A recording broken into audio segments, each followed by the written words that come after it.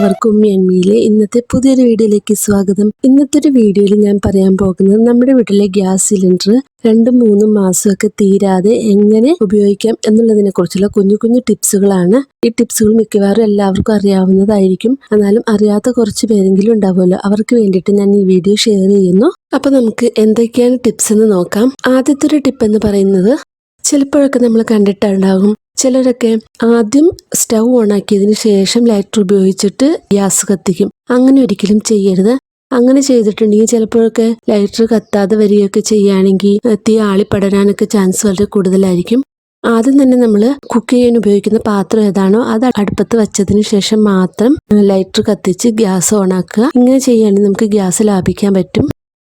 പിന്നെ അടുത്തൊരു ടിപ്പ് എന്ന് പറയുന്നത്, നമ്മൾ കടല, പയർ ഇതൊക്കെ നമ്മൾ കുക്ക് ചെയ്യുന്ന സമയത്ത് വെള്ളത്തിലിട്ട് കുതിർത്ത് വെക്കുക. കുതിർത്ത് വെച്ചതിന് ശേഷം മാത്രം ഗ്യാസ് കത്തിച്ച് വേവിച്ചെടുക്കാം. ഇതിപ്പോൾ കുതിർക്കാതെ വെക്കുകയാണെങ്കിൽ നമുക്ക് ഒരുപാട് നേരം ഗ്യാസ് കത്തിക്കേണ്ടി വരും. ഇനിയിപ്പോൾ നമ്മൾ ഇത് വെള്ളത്തിലിടാൻ മറന്നു പോവുകയൊക്കെ ചെയ്യുകയാണെങ്കിൽ രാവിലെ എഴുന്നേൽക്കുമ്പോൾ കുറച്ച് ചൂടുവെള്ളത്തിൽ ഈ ഒരു കടല വെള്ളത്തിലിട്ട് വെച്ചേക്കാം. അപ്പോൾ നമുക്ക് പാചകം ചെയ്യുന്ന സമയമാകുമ്പോഴത്തേക്കും കടലയൊക്കെ കുതിർന്ന് കിട്ടുന്നതായിരിക്കും.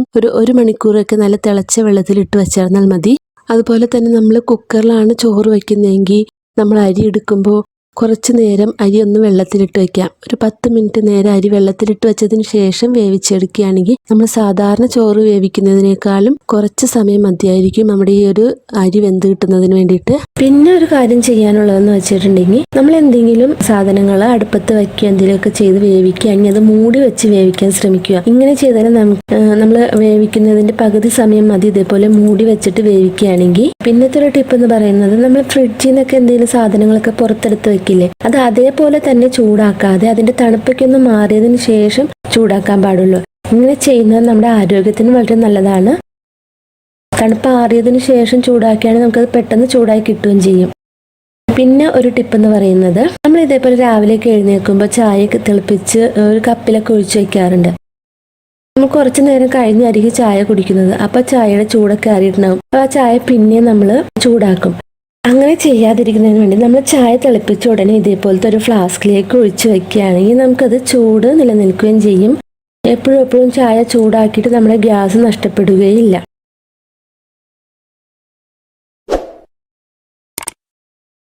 പിന്നെ നമ്മൾ ഇതേപോലെ എന്തെങ്കിലും നമ്മൾ അടുപ്പത്ത് വയ്ക്കുന്ന ചട്ടികളോ പാത്രങ്ങളോ ഒക്കെ നമ്മൾ കഴുകിയതിന് ശേഷം അതേപോലെ തന്നെ അടുപ്പത്ത് വയ്ക്കാതെ ഒരു കോട്ടന്റെ തുണി എടുത്ത് ഇങ്ങനെ ഒന്ന് തുടച്ചതിന് ശേഷം മാത്രം അടുപ്പത്ത് വയ്ക്കുകയാണെങ്കിൽ ആ ചൂടാവുന്ന സമയം നമുക്ക് ലാഭിക്കാൻ പറ്റും. പിന്നെ നമ്മൾ പാചകം ചെയ്യുമ്പോൾ എല്ലാ സാധനങ്ങളും അടുപ്പിച്ച് വെച്ചതിന് ശേഷം മാത്രം പാചകം ചെയ്യാൻ ശ്രമിക്കുക. അതല്ലാതെ ചട്ടി അടുപ്പത്ത് വെച്ചതിന് ശേഷം ബാക്കി ഉള്ളി അരിയാനോ സവാള അരിയാനോ തേങ്ങ അരയ്ക്കാനോ അങ്ങനെയൊന്നും പോവാതെ നമ്മളെല്ലാം ചെയ്തു വെച്ചതിന് ശേഷം മാത്രം ഗ്യാസ് കത്തിച്ച് നമ്മുടെ കുക്കിംഗ് ഒക്കെ സ്റ്റാർട്ട് ചെയ്യാം. പിന്നെ നമ്മൾ കുക്കിംഗ് ചെയ്യുമ്പോൾ എല്ലാം ഒരുമിച്ച് ചെയ്യാൻ ശ്രമിക്കുക. ഒരെണ്ണം ചെയ്ത് ഗ്യാസ് ഓഫ് ചെയ്ത് പിന്നെ കുറച്ചു നേരം കഴിഞ്ഞ് അടുത്തത് ചെയ്ത് അങ്ങനെ ചെയ്യാതെ എല്ലാം ഒരുമിച്ച് ചെയ്യാൻ ശ്രമിക്കുക. പിന്നെ നമ്മൾ പാത്രങ്ങളൊക്കെ ഗ്യാസ് സ്റ്റൗവിൻ്റെ അടപ്പില്ലേ, ആ സ്റ്റൗവിൻ്റെ അടപ്പിനനുസരിച്ചുള്ള പാത്രങ്ങൾ വയ്ക്കുക. വലിയ അടുപ്പത്ത് വലിയ പാത്രം വയ്ക്കുക. കുഴിഞ്ഞ പാത്രങ്ങൾ വയ്ക്കാതിരിക്കാൻ ശ്രമിക്കുക. ഇതുപോലെ പരന്ന പാത്രങ്ങൾ വയ്ക്കുക. നമ്മൾ രാവിലെ ഇടിയപ്പം, ഇഡ്ഡലി, പുട്ടൊക്കെ ഉണ്ടാക്കുന്ന സമയത്ത് നമുക്ക് മുട്ടക്കറിയാണ് വയ്ക്കുന്നതെങ്കിൽ ആ മുട്ട പുഴുങ്ങാനുള്ള ഒരു ടിപ്പാണ്, നമ്മളിപ്പോൾ പുട്ടുണ്ടാക്കുന്ന ഒരു പാത്രത്തിലേക്ക് ഈ മുട്ട വെച്ചു കൊടുക്കുക. അപ്പോൾ നമ്മൾ പുട്ടുണ്ടാക്കി കഴിയുന്ന സമയത്ത് തന്നെ മുട്ടയും പുഴുങ്ങി കിട്ടും. അതുപോലെ തന്നെ പഴമാണെങ്കിൽ നമ്മൾ ഇതേപോലെ ചെയ്തു കൊടുക്കാം. പഴമാണെങ്കിൽ വെള്ളത്തിലോട്ട് ഡയറക്റ്റ് ഇട്ട് കൊടുക്കാതെ ഒരു പാത്രത്തിൽ വെച്ച് അടച്ചിട്ട് നമുക്ക് ഇതേപോലെ പുഴുങ്ങിയെടുക്കാം പഴം. പിന്നെ നമ്മുടെ ഗ്യാസ് സിലിണ്ടറിൽ ഇതുപോലത്തെ ഒരു സേഫ്റ്റി ഡിവൈസ് വയ്ക്കുന്നത് നന്നായിരിക്കും. ഇതുപോലത്തെ ഒരു സേഫ്റ്റി ഡിവൈസ് വാങ്ങിക്കാൻ കിട്ടും. അത് നമ്മുടെ ഗ്യാസ് സിലിണ്ടറിൽ വയ്ക്കുന്നത് നല്ലതായിരിക്കും. നമ്മൾ ചിലപ്പോഴൊക്കെ പാലോ അല്ലെങ്കിൽ എന്തെങ്കിലും സംഭവങ്ങളൊക്കെ അടുപ്പത്ത് വെച്ചതിന് ശേഷം അത് തിളച്ച് ചാടി ചിലപ്പോൾ ഗ്യാസ് ലീക്കാവാനുള്ള ചാൻസ് കൂടുതലാണ്. അപ്പം ഈ ഒരു ഡിവൈസ് ഉണ്ടെങ്കിൽ നമുക്ക് പെട്ടെന്ന് തന്നെ അവിടെ പാല് തിളച്ച് ചാടി ഗ്യാസ് ലീക്കായ ഉടനെ തന്നെ ഇവിടെ അത് കട്ട് ഓഫ് ആവുകയും ചെയ്യും. അതുകൊണ്ട് തന്നെ നമുക്ക് ഗ്യാസ് ലീക്ക് ചെയ്തിട്ടുള്ള അപകടങ്ങളൊക്കെ പെട്ടെന്ന് കുറയ്ക്കാനൊക്കെ പറ്റും ഇതുപോലത്തെ ഒരു ഡിവൈസ് വാങ്ങിച്ച് പിടിപ്പിക്കുകയാണെങ്കിൽ. പിന്നെ നമുക്ക് ഇതിലൊരു റീഡിങ് പോലത്തെ ഒരു സംഭവമുണ്ട്. അതിൽ നോക്കിയിട്ടുണ്ട് നമ്മൾ ഗ്യാസ് തീരാറായോ, എത്ര ഗ്യാസ് ഉപയോഗിച്ചു എന്നൊക്കെ നമുക്ക് മനസ്സിലാക്കാൻ പറ്റും. റെഡിൽ വന്നിട്ടുണ്ടെങ്കിൽ നമ്മുടെ ഗ്യാസ് തീരാറായി എന്നാണ്. അപ്പോൾ നമുക്ക് അടുത്ത സിലിണ്ടറൊക്കെ നമുക്ക് വേഗം നിറച്ച് വെക്കാനോ അങ്ങനെയൊക്കെ പറ്റും.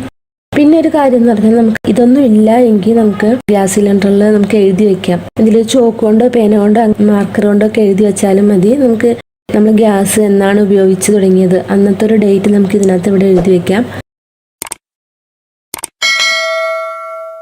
പിന്നെ നമ്മൾ ഗ്യാസ് തീരാറായോ എന്നറിയാൻ വേണ്ടിയിട്ട് വേറൊരു ടിപ്പാണ്. ഞാൻ ഇതേപോലത്തെ ഒരു നനഞ്ഞൊരു കോട്ടന്റെ തുണി എടുത്തിട്ടുണ്ട്. ആ തുണി വെച്ച് നമ്മൾ ഗ്യാസ് ഒന്ന് തുടച്ചു കൊടുക്കാം. തുടച്ചു കൊടുത്തിട്ട് കുറച്ച് നേരം ഒന്ന് വെയിറ്റ് ചെയ്യണം. അപ്പോൾ നോക്കുമ്പോൾ നമ്മുടെ ഗ്യാസ് ഇല്ലാത്ത ഭാഗം വേഗം ഉണങ്ങി കിട്ടുകയും ഗ്യാസ് ഉള്ള ഭാഗം നനഞ്ഞു തന്നെ ഇരിക്കുകയും ചെയ്യും. ഉണങ്ങാൻ കുറച്ച് നേരം സമയം പിടിക്കും. അപ്പോൾ അങ്ങനെ നമുക്ക് മനസ്സിലാവും നമ്മുടെ ഗ്യാസ് എത്രത്തോളമായി എന്ന്. പിന്നെ നമുക്ക് ഏറ്റവും പ്രധാനപ്പെട്ട ഒരു കാര്യമാണ് നമ്മുടെ ഗ്യാസൊക്കെ പെട്ടെന്ന് തീരാതിരിക്കുന്നതിന് വേണ്ടിയിട്ട് നമ്മൾ കുറച്ച് നാളൊക്കെ ഗ്യാസ് അടുപ്പിൽ പാചകമൊക്കെ ചെയ്ത് കഴിയുമ്പോൾ നമ്മുടെ ഈ ബർണർ ഇതേപോലെ ഇങ്ങനെ എല്ലാ സാധനങ്ങളൊക്കെ വീണ് കുറച്ച് അഴുക്കൊക്കെ പിടിച്ചതുപോലെയൊക്കെ ആയിരിക്കും. അത് നമുക്കൊന്ന് ക്ലീൻ ചെയ്തെടുക്കണം. അതിന് വേണ്ടിയിട്ട് ഞാനിവിടെ ഒരു പാത്രത്തിലേക്ക് ഈ ബർണറൊക്കെ ഇട്ടിട്ടുണ്ട്. ഞാൻ അതിലേക്ക് ഒരു നാരങ്ങ പിഴിഞ്ഞൊഴിക്കുകയാണ്. അതിനുശേഷം ഞാൻ ഇവിടെ എടുത്തിരിക്കുന്നത് ഇനോയാണ്. ഇനോ വെച്ചിട്ട് ഞാൻ വേറെ ഒരു ക്ലീനിങ് വീഡിയോ ചെയ്തിട്ടുണ്ട്. നമ്മുടെ മോപ്പൊക്കെ ക്ലീൻ ചെയ്യുന്ന ഒരു വീഡിയോ ചെയ്തിട്ടുണ്ട്. അത് കാണാൻ താല്പര്യമുള്ളവരുണ്ടെങ്കിൽ ഒന്ന് പോയി കണ്ടു നോക്കാം. ഒരു 2 പാക്കറ്റ് ഇനോ ഞാൻ ഇവിടെ എടുത്തിട്ടുണ്ട്. അത് ഞാൻ ഇതിലേക്ക് ഇട്ട് കൊടുക്കുകയാണ്. പിന്നെ ഞാൻ നല്ല തിളച്ച വെള്ളം ഒഴിച്ചു കൊടുക്കുന്നുണ്ട്.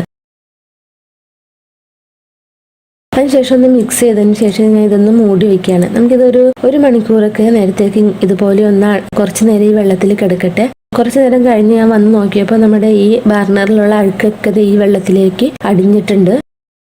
ബർണർ ഇങ്ങനെ ഒന്ന് തൂത്ത് നോക്കുമ്പോൾ തന്നെ അതിനകത്തുള്ള അഴുക്കുകളും തുരുമ്പൊക്കെ എൻ്റെ കയ്യിലായിട്ടുണ്ട്. അതിനുശേഷം ഞാനിത് നമ്മൾ സ്ക്രബ്ബർ ഉപയോഗിച്ച് ഇതൊന്ന് കഴുകിയെടുക്കുന്നുണ്ട്. നമ്മുടെ കയ്യിലുള്ള സോപ്പ് ഏതാണോ അത് നമുക്ക് ഈ സ്ക്രബ്ബറിലൊന്ന് തേച്ചതിന് ശേഷം നമുക്കൊന്ന് കഴുകിയെടുക്കാം.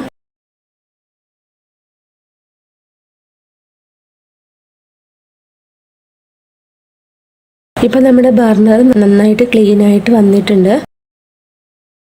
ആദ്യത്തെ ബർണർ ഇപ്പോഴത്തെ ബർണറും തമ്മിലുള്ള വ്യത്യാസം ഉണ്ടല്ലോ. ആദ്യത്തെ ബർണർ നല്ല അഴുക്ക് പിടിച്ചതായിരുന്നു. ഇപ്പൊ നല്ലൊരു തിളക്കമൊക്കെ വന്നിട്ട് നല്ല പോലെ ഇരിക്കുന്നുണ്ട്. ഇതുപോലത്തെ ചെറിയ ചെറിയ കാര്യങ്ങളൊക്കെ ശ്രദ്ധിച്ചിട്ടുണ്ടെങ്കിൽ നമുക്ക് ദിവസങ്ങൾ മാത്രം, ചിലപ്പോൾ 1 മാസമൊക്കെ ഉപയോഗിക്കുന്ന ഗ്യാസ് നമുക്ക് 2 മാസം 3 മാസം 4 മാസം വരെ നമുക്ക് ഇതേപോലെയൊക്കെ ചെയ്തിട്ടുണ്ടെങ്കിൽ ഉപയോഗിക്കാൻ പറ്റും. അപ്പോൾ ഈ ചെറിയ ചെറിയ ടിപ്പുകളൊക്കെ നിങ്ങൾക്ക് യൂസ്ഫുൾ ആയി എന്ന് വിചാരിക്കുന്നു. യൂസ്ഫുൾ ആയി എങ്കിൽ എല്ലാവർക്കും ഒന്ന് ഷെയർ ചെയ്ത് കൊടുക്കണം. പിന്നെ സബ്സ്ക്രൈബ് ചെയ്യാത്തവരുണ്ടെങ്കിൽ നമ്മുടെ ചാനൽ ഒന്ന് സബ്സ്ക്രൈബ് ചെയ്ത് സപ്പോർട്ട് ചെയ്യാം. അടുത്ത നല്ലൊരു വീഡിയോ ആയിട്ട് വരുന്നതുവരേക്കും എല്ലാവർക്കും ബൈ. Thank you.